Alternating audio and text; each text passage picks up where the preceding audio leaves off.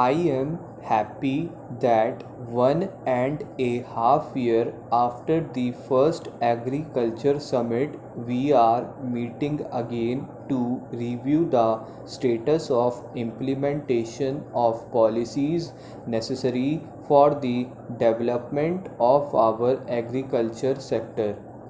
We cannot deny the fact that there is a crisis in agriculture in many regions of the country.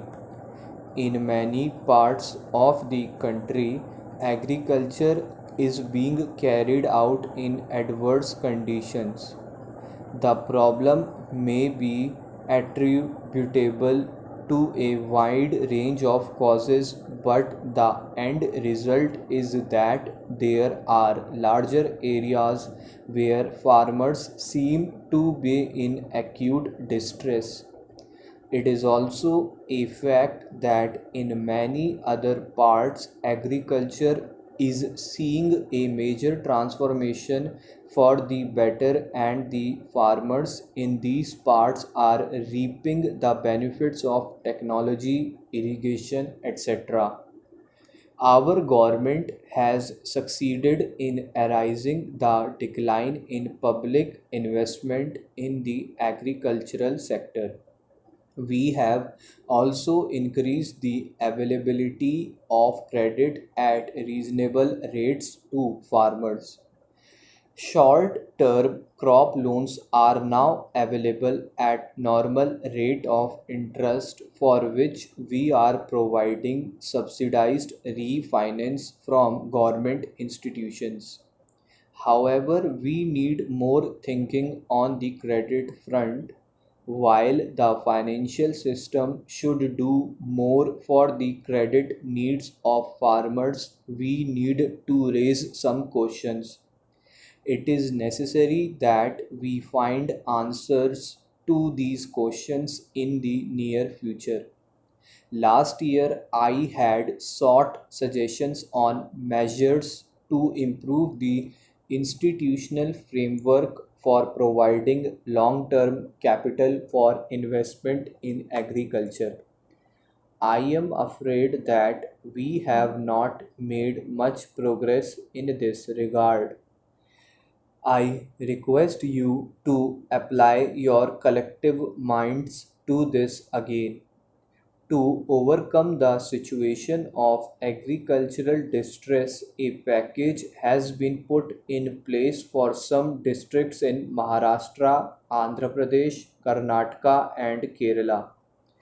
An expert group has also been set up to look into the problems of agricultural indebtedness in its totality and suggest measures for providing relief to farmers across the country.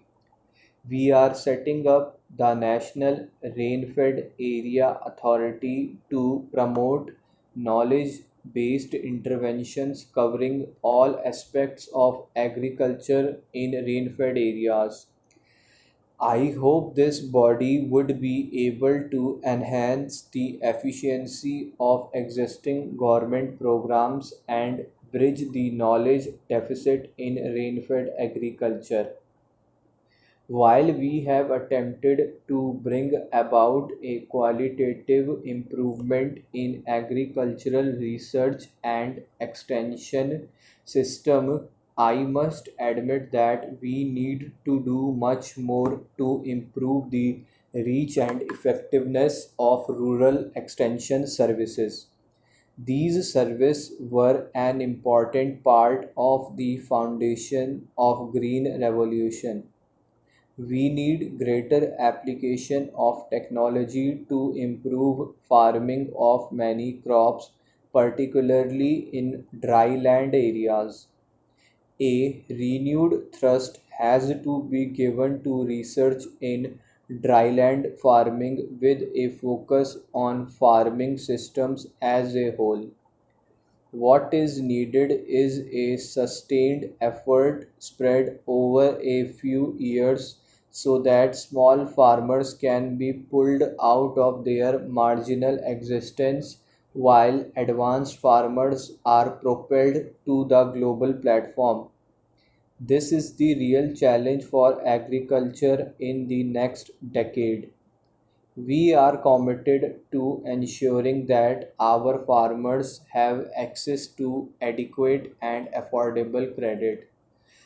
Many steps have been taken in this direction.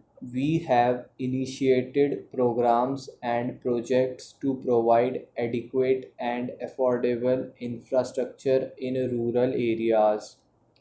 We are investing in irrigation and rural drinking water to meet the water needs of our farmers and rural households.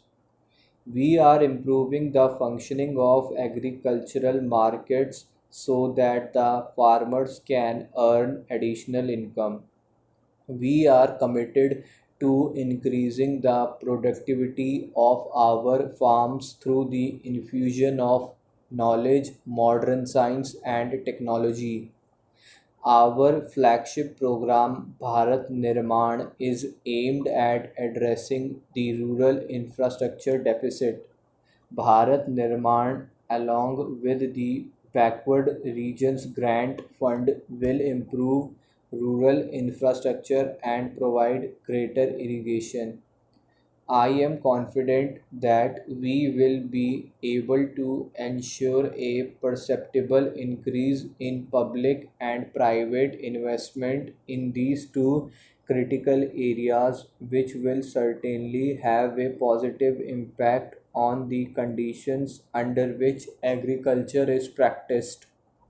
Irrigation does require greater investment. We are making all out efforts to achieve a quantum leap in investments in irrigation. States too are trying their best. I do believe that the time has come for us to adopt a fundamentally new perspective on rural development and agriculture. This perspective must recognize the need for ending the rural urban divide in each of the deficits I have mentioned.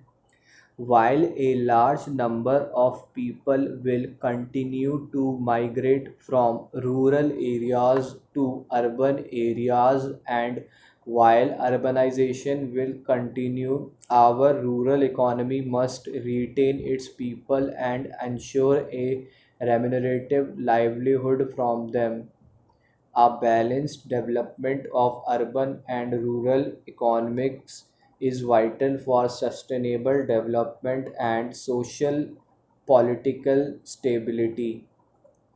Another important challenge before us is to increase the real income of farmers. As leaders of industry, you should be more aware of this need than most.